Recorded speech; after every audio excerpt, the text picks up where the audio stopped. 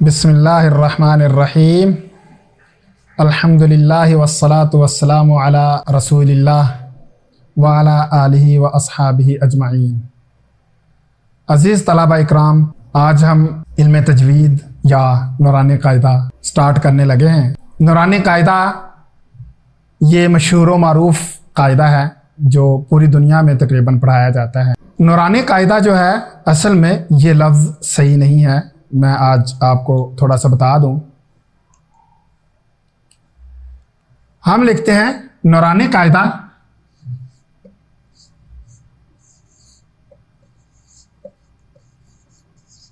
नूरानी कायदा।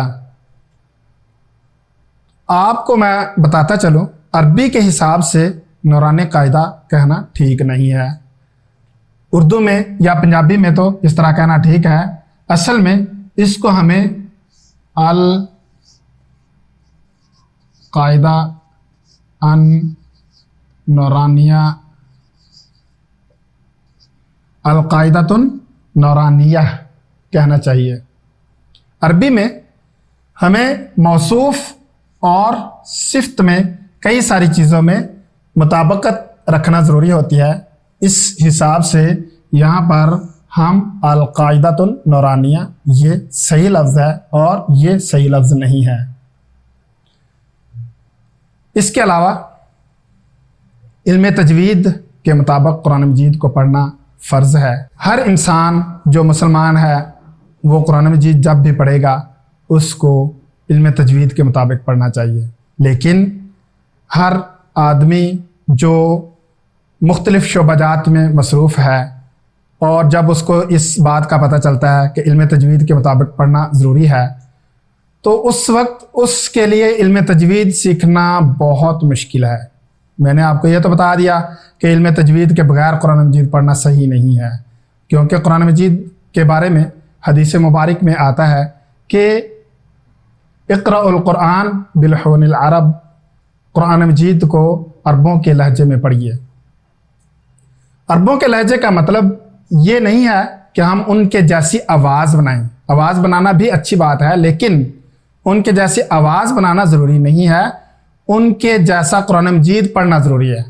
वो जहाँ से किसी लफ्ज़ को अदा करते हैं वहाँ से हमें भी वो लफ्ज़ अदा करना होगा। तो इसलिए हमें वो लफ्ज़ उस तरह अदा करने के लिए हमें वो सीखना पड़ेगा। और इल्म तजवीद के क़वाइद व ज़वाबित हर बंदे के लिए सीखना ज़रूरी नहीं है। वो जिसका दिल चाहे सीख सकता है, जिसका दिल ना चाहे वो ना सीखे। लेकिन इल्म तजवीद के मुताबिक कुरान मजीद पढ़ना और इल्म तजवीद के मुताबिक कुरान मजीद सीखना ये ज़रूरी है। इसके अलावा अब आपके जहन में ये सवाल आ रहा होगा कि इल्म तजवीद तो पढ़ना हमारे लिए फ़ौरी तौर पे नामुमकिन है, या कुरान मजीद को फ़ौरी तौर पे हमें सीखना नामुमकिन है, या उस्ताद हमारे पास अवेलेबल नहीं है।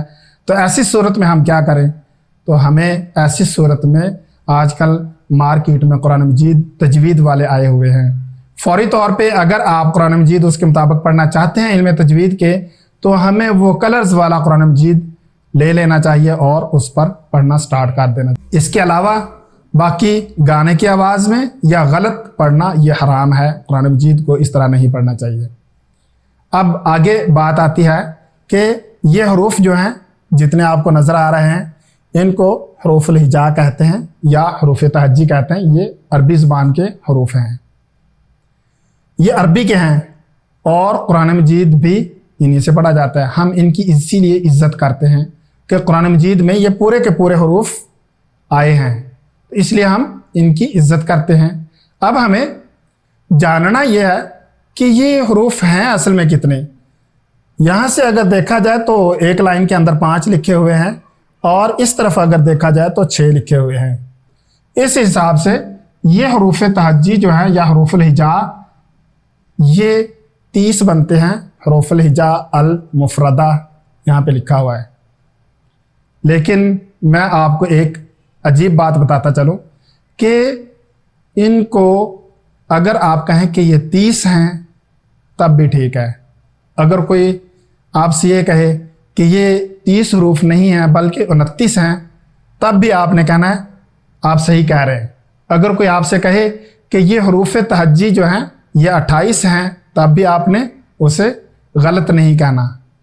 अब आप हैरान हो रहे होंगे कि ऐसी कौन सी सूरत है कि ये हरूफ तहज्जी जो हैं 30 बन रहे हैं और 28 कहने वाला या 29 कहने वाला सही कैसे हो सकता है? तो मैं आपको ये बताता हूँ, आइए हम देखते हैं। ये या 2 लिखी हुई है, एक ये है और एक ये या लिखी हुई है। इसके नीचे भी नुक्ते इस्तेमाल हो जाते हैं। असल में ये 2 या नहीं हैं, हमें इसकी ये 2 शक्लें दिखाई गई हैं ताकि हमें कुरान मजीद में जहाँ भी इस्तेमाल हो दूसरी वाली शक्ल तो हमें पता हो कि ये असल में या ही है। वैसे ये या और या पढ़ा जाता है, उर्दू में ये छोटी ये और बड़ी ये पढ़ा जाता है। तो इस हिसाब से अगर ये नहीं है, मतलब ये दूसरी शक्ल है, तो फिर असल में तो यही है, हमें यही या पढ़नी होती है। तो इस हिसाब से एक हर्फ कम हो गया तो कितने बने? 29 हरूफ हैं। अब 28 कैसे हो सकते हैं उसको हम जानते हैं कि हरूफ 28 किस तरह हैं। अब हम देखते हैं, ये अलिफ है और यहाँ पर 2 या लिखी हुई हैं।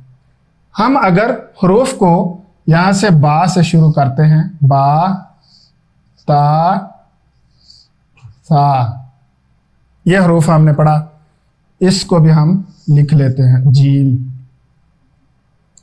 जिस हर्फ को भी हम पढ़ते हैं वो अपने मखरज से शुरू होता है। बा होंठों को मिलाने से शुरू होता है, इतना बा है, और ता ऊपर वाले दांतों से शुरू हो रहा है। अब इसी तरह सारे हरूफ हैं पूरी तख्ती के। लेकिन अलिफ के बारे में आप सोचिए, अलिफ जो है वो अपने मखरज से नहीं शुरू हो रहा, इसका अपना कोई मखरज नहीं है। अलिफ इस तरह लिखा हुआ है,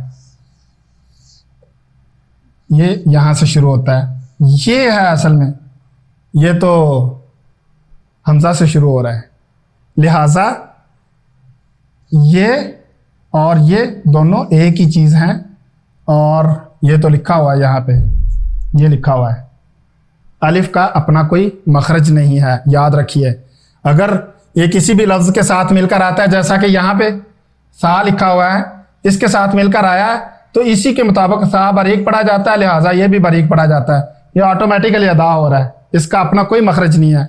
अगर ये किसी मोटे हर्फ के साथ मिलकर आता है अलिफ, तो फिर ये मोटा हो जाता है, जैसा कि यहाँ हम कहते हैं तो, ये मोटा हो जाता है। तो ये बजाते खुद इसका ना कोई मखरज है और ना खुद ये कोई लफ्ज़ है, ये दूसरों के मातहत आता है। तो ये हमेशा मद्दा होता है, जहाँ जहाँ भी हम इसको पढ़ेंगे ये मद्दा ही होगा। मद्दा होगा तो मद्दा का मखरज और होता है, मद्दा का ही मखरज इसके लिए भी बताया जाता है। तो हरूफ मद्दा जो हैं उनका मखरज ये है कि वो मुंह की हवा से या मुंह के खाली हिस्से से अदा हो जाते हैं, ये आपने याद रखना है। तो इस हिसाब से ये हरूफ कितने हो गए? 28। ये हरूफ 28 बन गए हैं। और इसलिए मैं कह रहा था कि अगर कोई आपसे कहे कि हरूफ 28 हैं फिर भी ठीक है, 29 है फिर भी ठीक है, और अगर 30 है तब भी ठीक है, तो ऐसी सूरत में हम इनको सीखेंगे। अब आगे हमारा जो तरीकाकार होगा पढ़ने का वो मैं आपको बताता चलूँ कि हम इंशाल्लाह नेक्स्ट क्लास से इनके मखारिज सीखेंगे कि कहाँ कहाँ से कोई हर्फ अदा होता है, और इनके बारे में इंशाल्लाह तहकीक भी बताएंगे कि ये किस हिसाब से हम ये मखारिज बता रहे हैं। तो जहाँ हम कोई भी कायदा किसी भी हिसाब से लागू हो सकेगा, नूरानी कायदे में इल्म तजवीद का कोई भी कानून कोई कायदा लागू होता होगा, हमने उसको वहाँ पर लागू कर देना है ताकि उसकी ज़्यादा से ज़्यादा प्रैक्टिस हो सके। मैंने ये नहीं देखना कि आप अभी यहाँ तक पहुँचे नहीं हैं, वो आगे कायदा ये आगे जाके बताना चाहिए, मैंने ऐसा नहीं करना, बल्कि मैंने आपको कायदा बता देना है, जहाँ पर भी लागू हो सकेगा वहीं पे कायदा बता देना है ताकि आगे कायदे के एंड तक वो प्रैक्टिस होती जाए। तो आज के लिए इतना ही, अपना ख्याल रखिए, मुझे अगले लेक्चर तक के लिए इजाज़त दीजिए। अल्लाह हाफिज़। अस्सलामु अलैकुम व रहमतुल्लाहि व बरकातुहू।